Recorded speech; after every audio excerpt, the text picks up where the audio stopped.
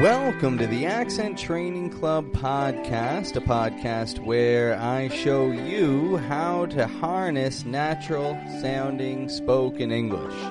My name is Pat. I'm from Toronto, Canada, and living in Mexico. It's where I live. Wonderful place, wonderful people around here, no complaints. And today, for today's episode, I had a fantastic chat with a friend of mine named Stephen Greene. He's got his own podcast, English with Stephen. Make sure that you check it out in the link in the description of this episode, because you're going to come to find through listening to this, Stephen has some great methods of teaching, and he's got a great view on things, which I'm sure can help a lot of people learn. So check out English with Stephen. Stephen is a traveler. He's a storyteller. He is an English teacher, and he is a family man. He's got his family together, and he's enjoying life to the fullest with them. I have a fantastic chat here today with Stephen, where we talk about our development as teachers. Stephen chats a little bit about his experiences traveling all over the world and teaching, and what he loves about it. And we chat about some fantastic strategies for you to boost your spoken English. So enjoy this chat that Stephen and I have, and I'm hoping that you'll learn a few good things here. Oh, and one more thing, make sure to check out my video course on Udemy all about enhancing your rhythm of speech in the American accent. That's going to be the other link in the description that you can check out by Stephen's there. All right, let's get into it. For your listening pleasure, my interview with Mr. Stephen Greene. Welcome on to the show, Mr. Stephen Greene. It's a pleasure to have you here. How are you doing today, buddy? I'm doing really well, thank you. It's great to be here. Thanks for inviting me.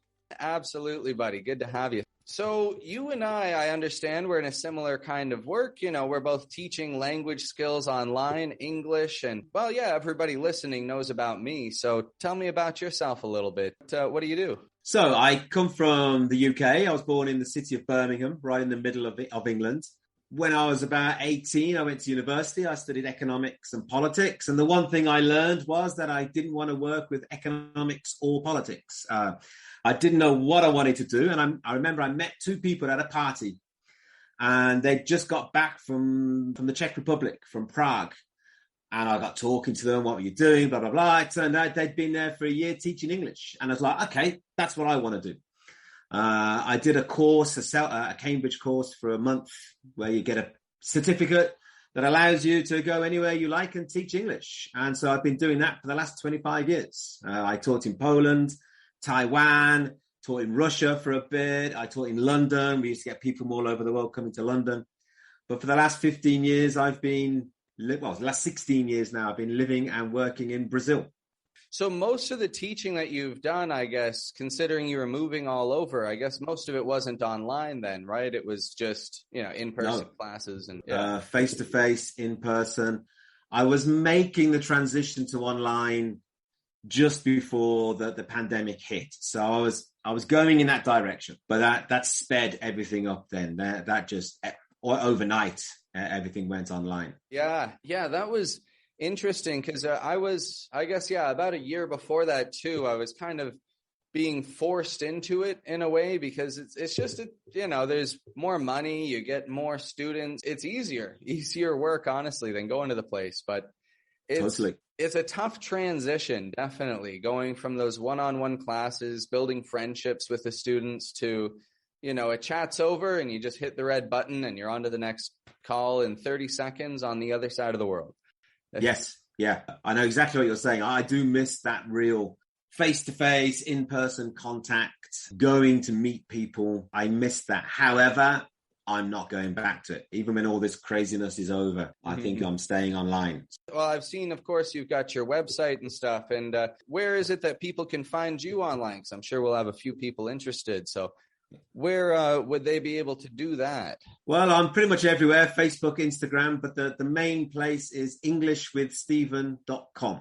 And that's Stephen, Stephen, englishwithstephen.com. That's where I host my website, and I've got my podcast on there. You can find my podcast everywhere, but that's a good place to find it. I'm in the process of putting stuff up there for teachers. I'm developing some material for students as well. Everything on there is free at the moment. I might do some courses in the future, but at the moment, everything there is free. There's transcripts, everything. Or you can find me on Instagram, Facebook, always English with Stephen, and you'll get me somehow. Very nice. The reason I brought you on here today, Mr. Stephen, is because we've got, of course, international audiences. We've got people from all over the world, and these people are coming to the United States. They're coming to the UK or Canada, of course, for many good reasons, for business, for safety, for whatever it may be. However, we are the strange minority that's going the opposite direction. As you mentioned, you've gone to countries all over, and now you've kind of settled down in Brazil. And myself, well, here I am in northern Mexico, which is a place that a lot of people would think I'm crazy to go to. But I love it here. So we are here to kind of just talk about why we've decided to go the other direction. And beyond that, well, just some of the experiences that we've had and what we hope for the future, maybe. So let's... Cool. Sounds great. Just a quick update on myself for you, so you know where I'm coming from. I'm from a small town a couple hours north of Toronto originally. And I found people in the small towns, they're very kind people, very nice, but often kind of small-minded, or not to say that they're dumb, but to say that they don't think outside the box kind of thing. They sit more in front conservative. Of them. Absolutely. And I've always felt myself to have, I guess, more of a libertarian spirit or whatever. I wanted to just get out and see what's beyond the borders of my small town. And moving to Toronto, I made friends from Latin America and started learning little bits of Spanish. And then once I graduated from college, I went on down to Mexico. I came down to this city, Monterrey. Well, I've just been having a good time, whether it's volunteering. Originally, I would do volunteer work and then volunteering teaching. And then I found out, hey, I really like this. I'm pretty good at it. Same as you, I got my certificate. I took my courses. And I started getting paid teaching. So there are aspects of our story that are similar and aspects that are different. I come from a big city. Birmingham is the second biggest city in the UK. But, I always wanted to leave. I always wanted to get out. I always wanted to travel. I remember as a kid, I wanted to travel. I never had the idea of living in a different country, but I always wanted to see the world. I actually, one of the first places I visited outside of Britain was Mexico. I traveled around Mexico for a month, and that's where I really decided I had to try to travel. And that's when I started to consider the idea of maybe living in a different country. And teaching provided me the opportunity to do that. I'm curious, where did you go in Mexico? Where did you travel to? We landed in Mexico City. We stayed there for about 2 weeks because it's such a big, amazing place. There's so many different things to do, and few places around there. And then we headed over to Guadalajara. Oh, nice. We went to, there's a place in Baja California. It's a resort, but they've got like a bay, and one end of the bay is all Americans. And as you go around the bay, the further you get away from that side of the bay, it becomes more and more Mexican. And we were at the other side of the bay with all the Mexicans. Having fun. Yeah, we had a great time. We got a cheap ticket. It was when I was at university. So the ticket was to fly into Mexico City, and then fly back from LA. And initially the plan was to go and spend a few days in LA, but we didn't. We just got straight to LA airport from Mexico because we had such a good time in Mexico. It was okay, yeah. The Mexican people then that you were hanging out with, I'm just curious, in Baja California, how did you end up hanging out with the Mexican people instead of hanging out with the American crowd? Primarily, it was lack of money. We didn't have money to be going to even consider going where the Americans were because it was just too expensive. So we were looking for budget options, and the budget options meant staying with Mexican people. But I would not, even if nowadays I've got a little bit more money, I could go and stay with the Mexicans. If I was on my own, I could go and stay in the resort. We did go there the one day, and it was just so plastic. It was so college kids and I was a college kid, but they were there just drinking as much as they could. And we spent all this time with Mexican people trying to speak Spanish. I couldn't speak a word of Spanish before I arrived, and eating cheap and local food. And it was a wonderful experience. I absolutely loved that 4 weeks. Yeah, that's exactly how I felt as well. Like on my honeymoon with my wife, we went to Oaxaca. Have you heard of this state, Oaxaca? I haven't heard of Oaxaca, no. It's on the Pacific coast of Mexico, around the southern area, where it kind of bends down. It's all jungly mountains, and then on the other side of the mountains, you've got the beach. And the beaches are just enormous waves. And of course, many of these, real posh, like high-class resorts. For my honeymoon, we spent the first few nights camping on the beach. We brought a tent. Yeah. Excellent. Yeah, yeah.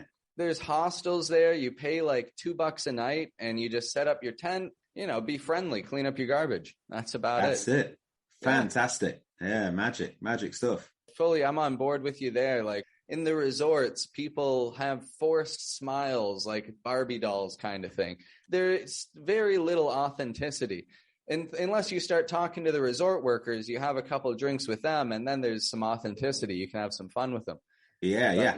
One time I went to Disney World, and that was an amazing experience. But that's Disney. It's supposed to be like that. But it was similar. It was like a cheap Disney, but in, the architecture, everything was like just a cheap Disney transferred to Mexico. It's like, why are you going to Mexico But we've got the same thing in Europe, When I was a kid, I always went to Ireland for my holidays. My dad's Irish, all my grandparents are Irish. But I remember I was about 12, 13 years old, and we went to Spain for the first time. But we went to a resort. And looking back, it was basically Britain by the sea in the sun. British food, we had British newspapers, British drinks, and all this stuff. So I have since been to Spain and traveled around. So why go to Spain and just not even try? I guess so. I have noticed, well, at least with my family in the UK, they seem to have that attitude as well. Like I have an aunt who's she's 100 years old. I was showing her on Skype before, like over video chat, some Mexican food, and she was like, "Oh, what are you eating? That, how could you put that inside of you?" But she says she's never eaten a bean in her life. So she's very strict on, she's got a strict diet, no beans, no Mexican food. I guess, people get set in their way. They like their fish and chips. They like their crumpets. Totally. Why would you want anything different? Yeah. Oh, I do miss my crumpets, to be fair.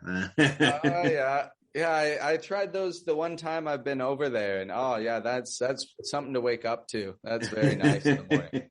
For yourself now, like do you have any experiences in particular that you feel have been, really life-changing to you? Like you say, it was really eye-opening, hanging out in in hostels and meeting regular people from the country. And so have you had any experiences that you feel have really set you apart or changed you? I suppose one thing that springs to mind is when I was in Barcelona. I think I was 18. I was in a hostel. I'd gone with a girlfriend. In the hostel, we didn't know anything about it. It was segregated. So there's just for men over here and women over there. So I was sleeping in this room, woke up in the morning, and I got talking to this man there. And he was Brazilian. He spoke a bit of English. And I didn't speak Portuguese, practically no Spanish. And that was when I realized that being able to speak English, talk about football, you can find somebody in the world to talk to. And I had conversations with people I've never met again. I just fell in love with that. And that realization that, I know that I'm a fortunate person, I come from Britain, so there is this, people will look at me, oh, you're British. So just the fact that I'm British, I'm a male, so I'm not worried like some women might be. And I speak English, I can talk about football, I've got an idea of the world. I can go anywhere, really, and find somebody to talk to. If I'm in trouble, I can find somebody to help me, something like this. That's what really confirms that I was a very fortunate person.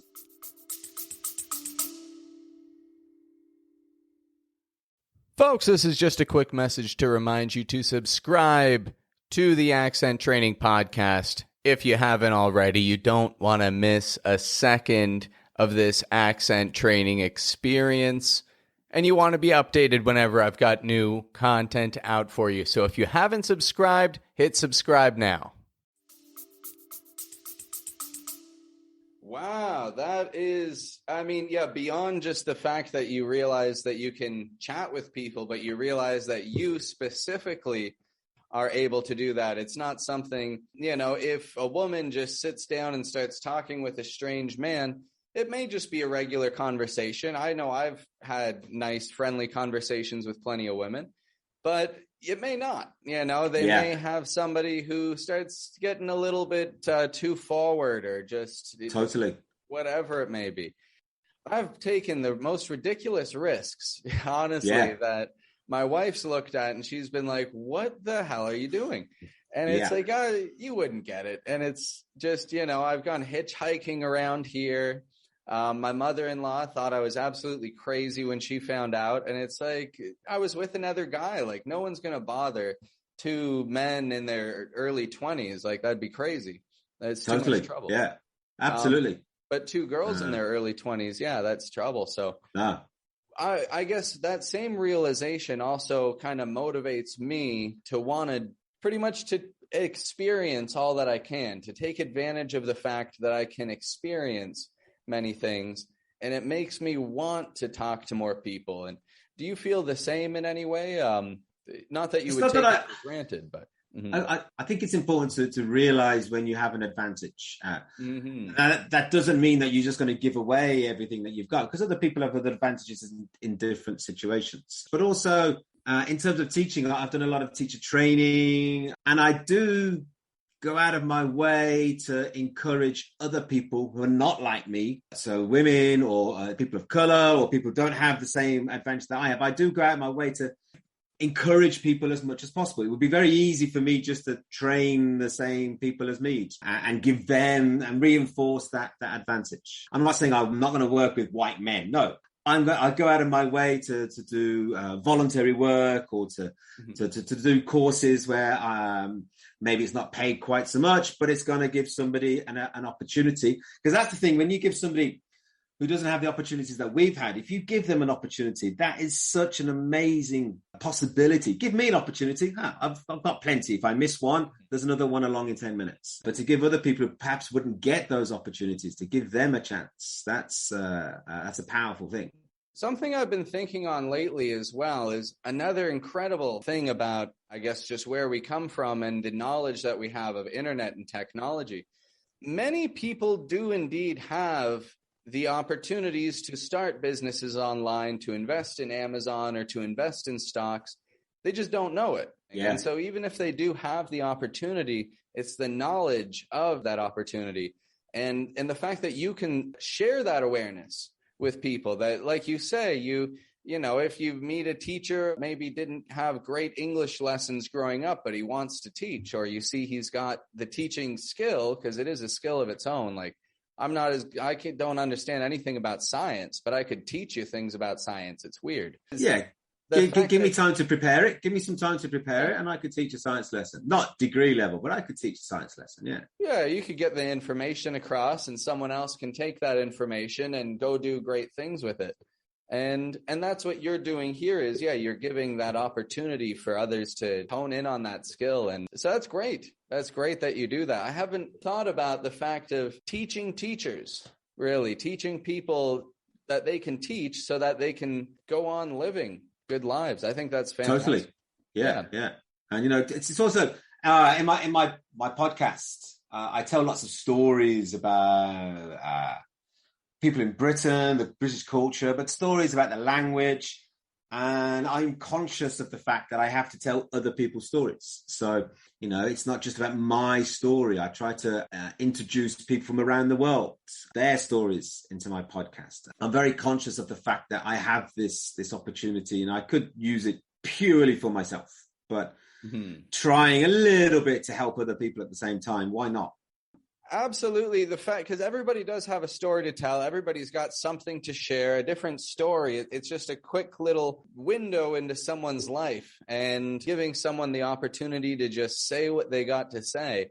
It's powerful. Extremely powerful. One of the few things that unites all humans Doesn't matter what society you're from, whether it's a tribe in the Amazon to a living in Seoul in South Korea, whether you're a 2-year-old child or you're a 100-year-old auntie or whatever it is. We love stories. We are obsessed with stories. As you said, they're powerful. We can learn. We do learn from stories. We use stories to teach. Just watching Netflix. Yeah, watching Netflix. It's a story. I love teaching with stories. And I like to think of my classes as a story. There's a beginning, there's a middle, there's an end, there's a narrative running through them. I do like this idea of using stories to teach and help. It is a powerful tool, and it's something that it captivates people. As long as you're a good storyteller, you can be a good storyteller telling a bad story, and it'll sound like a good story. But the other way around, if you're a bad storyteller, then it doesn't matter what you're doing. Yeah. Have you told stories in Spanish? Never. Never. Yeah. It's interesting. My son is now 10. I was okay in Portuguese before he was born. Since he was born, my Portuguese has just taken off. But now I only speak to my son in English, but his friends, and I try to tell them stories in Portuguese. And at the beginning, I was awful telling stories in Portuguese. But even though my Portuguese is still not fantastic, it's not the best, I've learned some ways of getting people's interest by telling stories in Portuguese. And it's changed or improved the way I tell stories in English as well, which is quite useful. That would be a good skill, actually. I've never thought of telling stories. I tried telling a joke in Spanish. I've tried that once, and it didn't go well. Yeah, I can't really tell jokes in English, but I'm not a comedian unless it's by accident. But no, story. Try it. Find a way to tell a story in Spanish. Yeah, I'll definitely. Yeah, I'll give that a shot, and I'll see what I can do because English storytelling, I love it. I can do voices. I can act things out. I know exactly, like you say, you've got to know when to pause for dramatic effect, and you got to know when to make your voice go booming or real soft and quiet. And in another language, it's totally, the things that you would do in English may even offend in the other language. You never know. In English, I don't have to worry about the language, but even a proficient user in the second language, you are thinking about the language, which gives you less time to think about your voice and your pauses and stuff like this.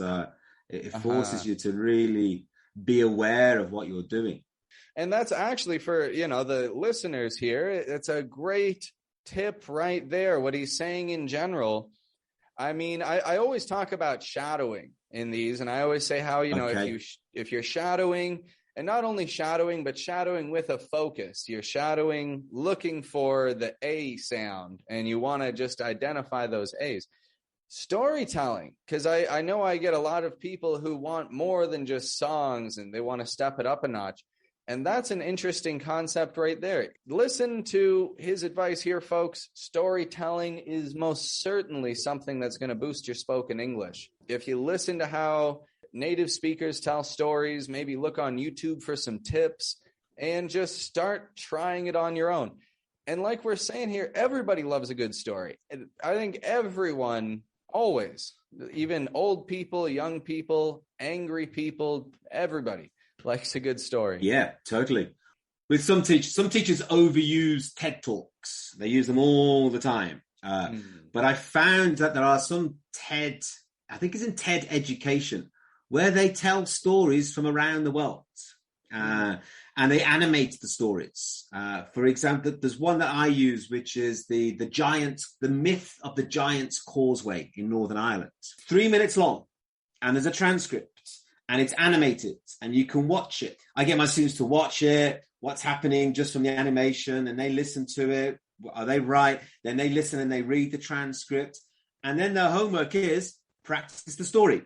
Because next week, you're going to some of them copy the TED Talks word for word. Some of them make it their own. That's fine. It doesn't matter what they do, so long as they are using that story to use their English. People love it. It's a really good exercise. And I know people go off and they tell stories. I've had some classes where that's it. And then they tell me stories about Brazilian folklore, and I haven't planned any of this. And they delight in doing this. That is brilliant.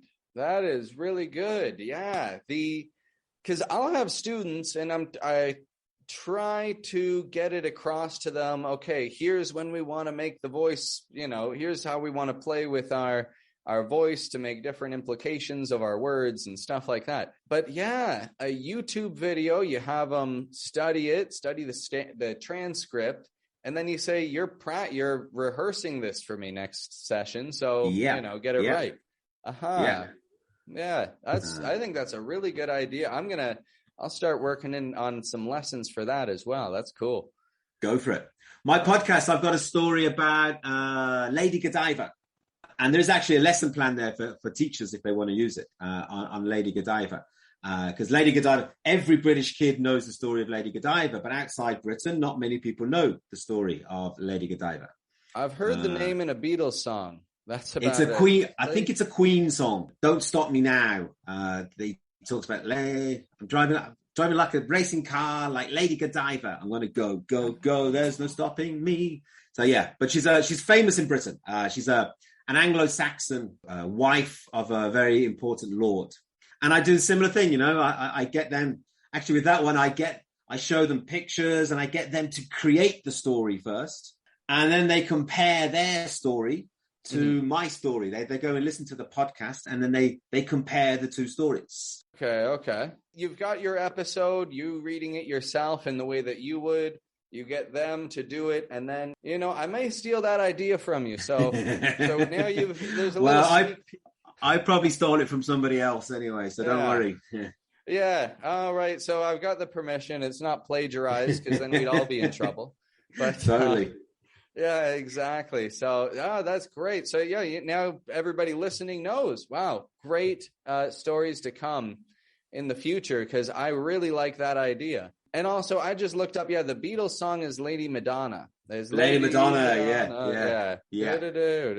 And that's all I remember. But yeah, like Lady, because I've sang that in Queen though. I've sang that song and Don't Stop Me Now. Okay. That's one of my favorite karaoke songs. So. Well, it's a song that here anyway in the south of Brazil, everybody knows that song. And I actually integrate that into my class. I start the class with that song. And it is quite a simple song. The words are very clear, brilliant metaphors for what he is. He's a party animal, and all of these metaphors about how he's having a great time. It's a wonderful song to use in the classroom.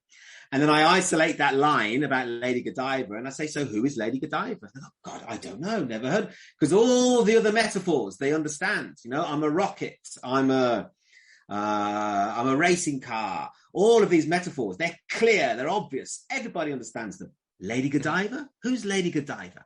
I thought it was a racer. I thought it was a race car driver. Honestly, I always pictured it that it was a race car driver or something like that. Yeah. So, and that's the hook. That's the hook then to get them into the story. So you folks can hear it from himself. I mean, Stephen here has great stuff. Definitely. You want to check out his site and see what he's got to offer, because listen to that right there. That's an incredible class that he just described. That's very cool. It is one of my favorites. Definitely. Good. That's great. Well, I do got to get to wrapping things up very shortly because I've got to grab some lunch. It's always a thing on this podcast. People know I like to eat a lot because I'm always doing this right before lunch or dinner time.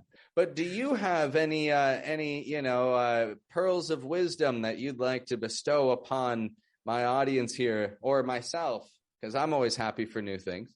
Well, the one thing I say, there are so many ways to learn English, so many ways. Mm-hmm. And now with the internet, you've got access to so many different things. What I say to my students is, you've got to do something that you like. If you like listening to songs, then listen to songs to learn English. Not just listen to songs, but use them to focus and pay attention to them. If you don't like listening to songs, then don't do it. Read a book if that's what you like doing. Talk to people online if that's what you like doing. You've got to do something that you like, because if you like doing it, you will probably do it long term. If you hate doing it, if you hate studying grammar, don't study grammar because you will stop very quickly. If you love studying grammar, go ahead. Keep doing it. Study grammar as much as you like, because learning a language is not something you're going to do in a month. It is a long-term endeavor. And so it has to be something that you enjoy doing, that you want to do it every day. And that's the secret, I think, is doing a little bit every day. My podcast is a maximum of 10 minutes because I think that we can find 10 minutes in our day. We are busy people, so we can find 10 minutes. But also, you don't need to do more than 10 minutes if you do 10 minutes every day. And if you can do it every day, there's a lot of research into learning, not just learning languages, but learning anything. Do a little bit often. Much better than one day, every Sunday, doing an hour. No, do 10 minutes every day, and you'll get much better results from that than doing it in one big thing. So with my students, the class is where we talk about what you've done in the last week, what you're going to do in the next week. We bring it all together. But the class is basically the anchor that we can develop activities that students can do on their own at home. That is advice for myself and good advice for everybody listening. Yeah, I need to remember it myself sometimes. I often forget. In the last year, I've tried picking up German twice. The first time I just bit off more than I could chew. I started watching Disney movies in German, which helped a little bit, but I was taking on too much vocabulary at once because I had the dictionary out and I was pausing and, what's this word? What's that? And okay, I did pick up a couple small words, but I've got no idea how to use them. But then the second time, there's maybe you've seen this like brand of podcasting, like Coffee Time English, Coffee Time German. For beginning level stuff, very good, bite-sized information of, I guess they're like 20, 30, about 20 minutes or so, I think, in length. So a little longer than that 10 minutes that you said. But still, there's so many podcasts out there that you can totally fit into your day. Yeah, it's great. Yeah. Absolutely. So I'm going to check out this Coffee Time German. While I'm cooking my lunch right now, I'm going to put that on in the background. Good stuff. Make it a habit. Yep. Make it a habit. Every time you cook, stick it on. Within 6 months, you'll be amazed. Bad habit of smoking, bad habit of drinking, but make it a good habit. Why not? Powerful thing. Just like you say, it starts to stick. 10 minutes in a day, it starts to stick. I remember from just doing that maybe over 3 days, I learned just a few words like Entschuldigung bitte, and I don't remember what that means, but it's in my head. And so now I've just got to, find where that goes, and that'll come along. All right. Yeah. Perfect. Well, thank you very much for your time today, Mr. Stephen. This has been a very interesting chat, and I'm sure that we've captivated our listeners with your storytelling abilities right here, most definitely. Yeah, I'm looking forward to working together in the future. Most definitely. Thank you for a great conversation.